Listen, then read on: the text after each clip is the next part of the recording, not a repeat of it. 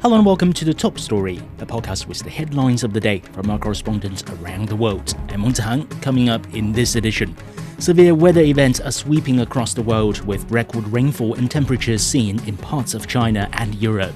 The recent escalation in tensions between Israel and Iran has again highlighted the strategic importance of the Strait of Hormuz in world trade. And the US Senate is voting on President Donald Trump's so-called One Big Beautiful Bill on Monday. We start off with extreme weather events around the world. 13 provinces in China are bracing for downpours throughout Tuesday. Emergency response measures for flooding are in place in Chongqing, Sichuan and Gansu. Heavy rains are forecast to swell rivers in the coming days. Authorities are issuing alerts and preparing for excavations to safeguard lives and property.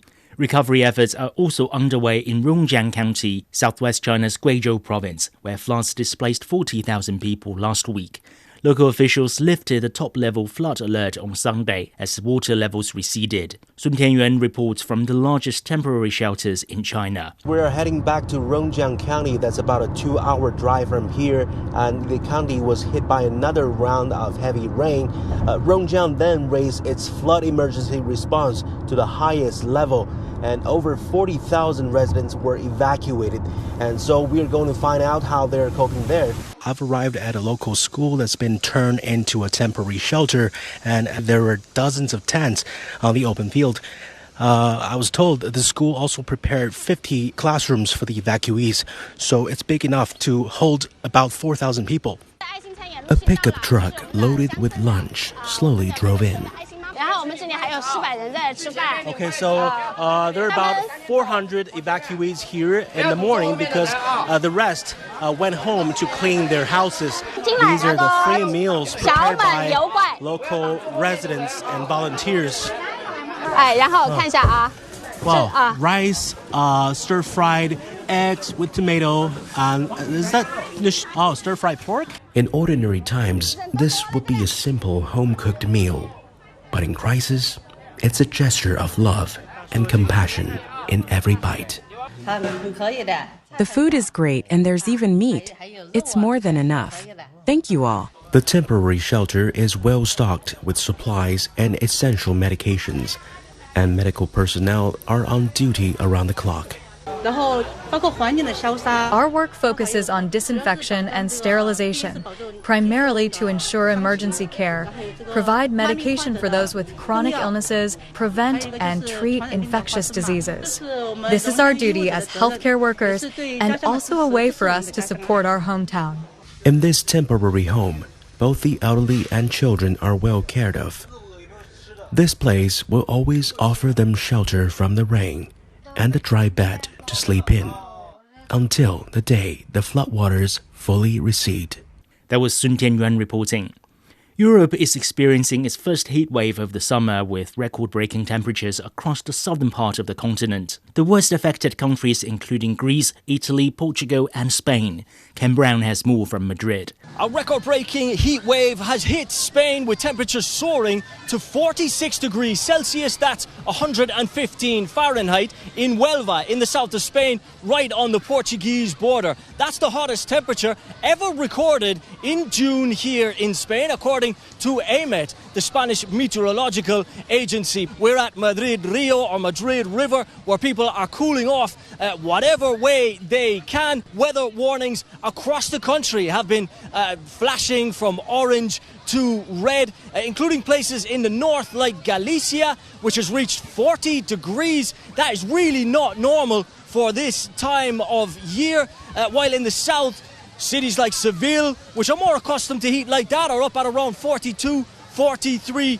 degrees. It's the first heat wave of the season, and it's come early. June is on track to become the hottest on record here in Spain. Authorities, we can see, advising all of the normal things for people to stay out of the sun, to stay hydrated, not to do any strenuous activities, and to look out for vulnerable groups like children and the elderly. We have things called climate refuges in Spain now, where they use public spaces like libraries and cinemas, museums, where people can go and get out of the heat, maybe if they don't have air conditioning at home. Experts say that climate change is behind these ever more frequent extreme heat episodes, with Europe the fastest heating place on the planet.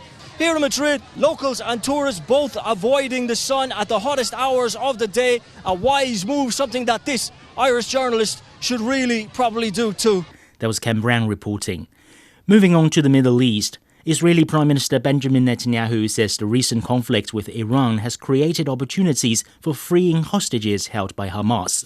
Insiders say the comments raised hopes for a new ceasefire in Gaza. Jonathan Regev has more from Tel Aviv. On the one thing, war is intensifying on the ground. On the other, there's a feeling that something is moving towards an agreement. On the ground, the IDF announcing that another soldier was killed in Gaza. This brings the toll of Israeli soldiers killed there in the past month to 20.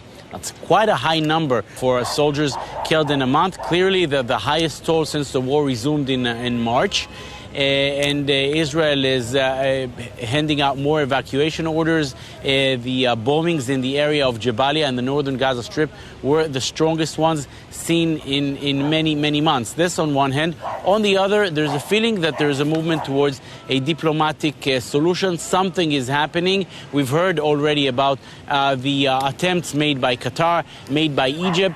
Now we're hearing that Prime Minister Benjamin Netanyahu has asked for his trial to be postponed for the coming 2 weeks. Initially, the judges said no, but then following another advice coming this time, another closed session with the Prime Minister and with the top officials such as the head of the Mossad, the Israeli Secret Service, and the head of the IDF Intelligence Directorate, it was decided to postpone the trial due to the fact that Benjamin Netanyahu will be dealing during those 2 weeks with some serious security issues. What are those issues? We do not know, but it seems as though something is connected with whatever is happening in Gaza, maybe even in other arenas. We should therefore not be surprised that another supportive statement for Netanyahu and against the trial came from U.S. President Donald Trump. Something is moving regarding an agreement in Gaza, regarding an agreement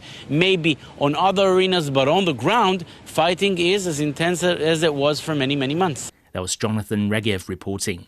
The Strait of Hormuz is crucial for global oil supplies. Nearly 21 million barrels of oil per day were almost 1/5 of the world's oil trade, and 1/3 of the global LNG supply passed through the strait. The recent escalation in tensions between Israel and Iran highlighted the vulnerability of the narrow waterway in the heart of the Gulf. Africa has raised concerns about the continent's energy security and development needs, as 13% of its total imports pass through the vital shipping route.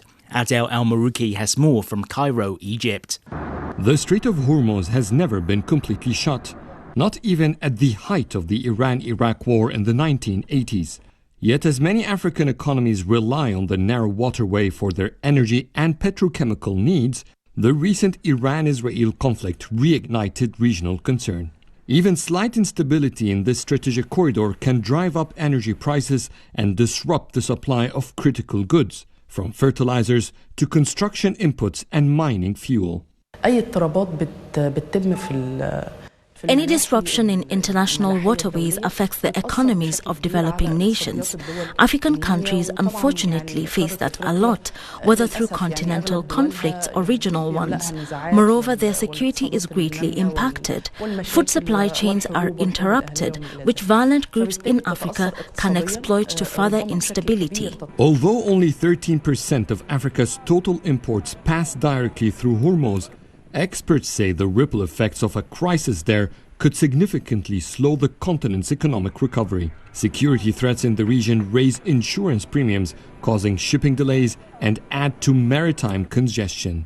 Most of Africa's imports originate from East and Southeast Asia, meaning any disruption in Hormuz increases transport costs and widens budget deficits, especially in fragile economies. اقتصاديات الدول الأفريقية ليه؟ لأن هي في الأساس اقتصاديات دول هشة.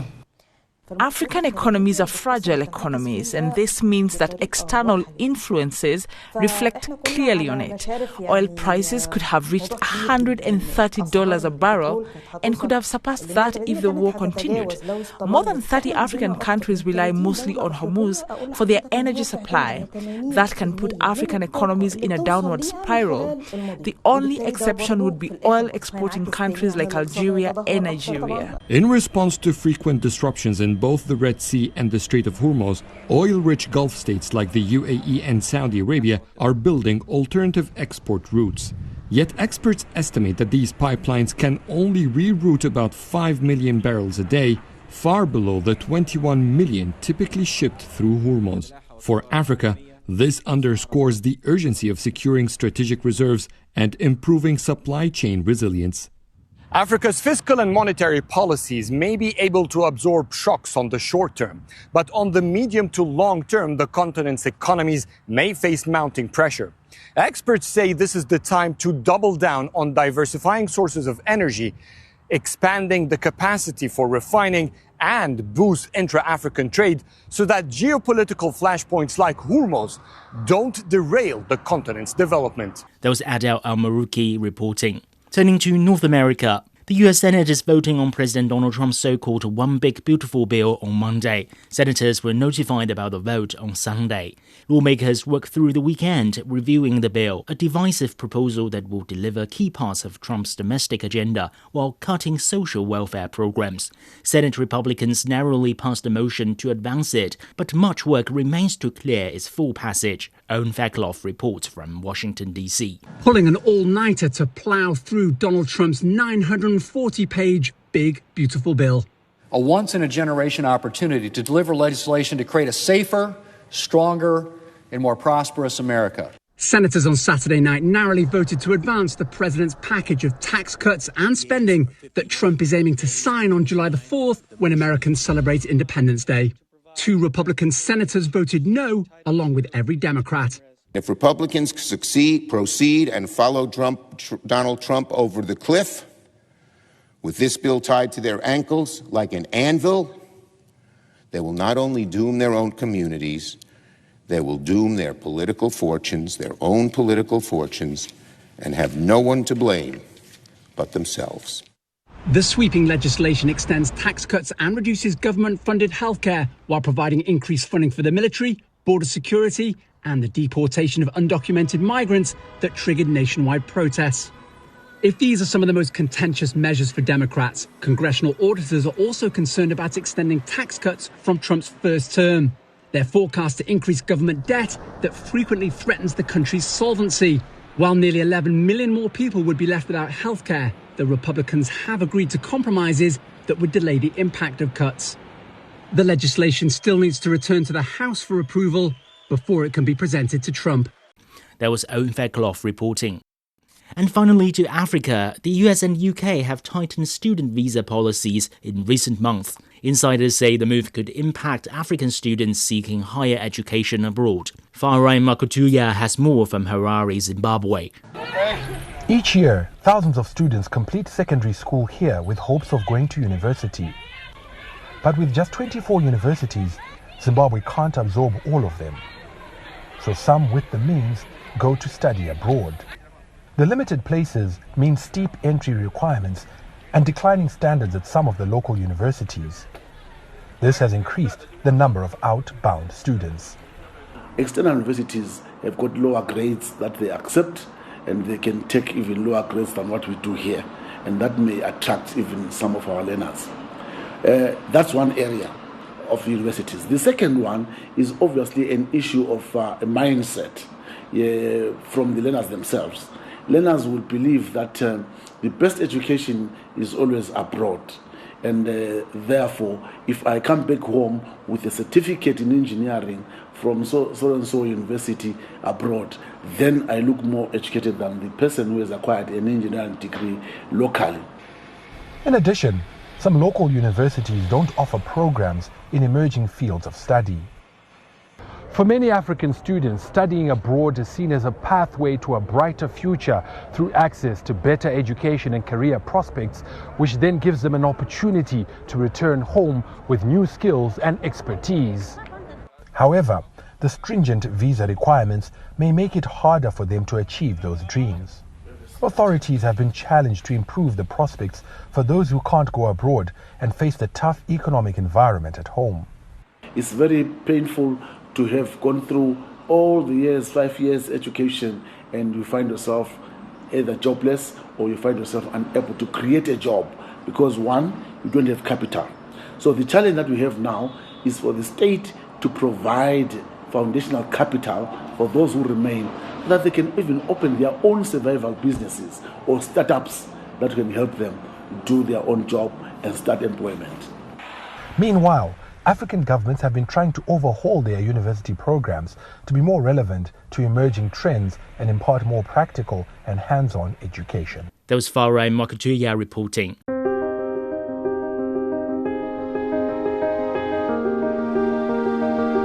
Recapping today's headlines, severe weather events are sweeping across the world with record rainfall and temperatures seen in parts of China and Europe. The recent escalation in tensions between Israel and Iran has again highlighted the strategic importance of the Strait of Hormuz in global trade. And the US Senate is voting on President Donald Trump's so-called One Big Beautiful Bill on Monday. That's it for this edition of The Top Story, a podcast that brings you world headlines every weekday. For more news in politics, business,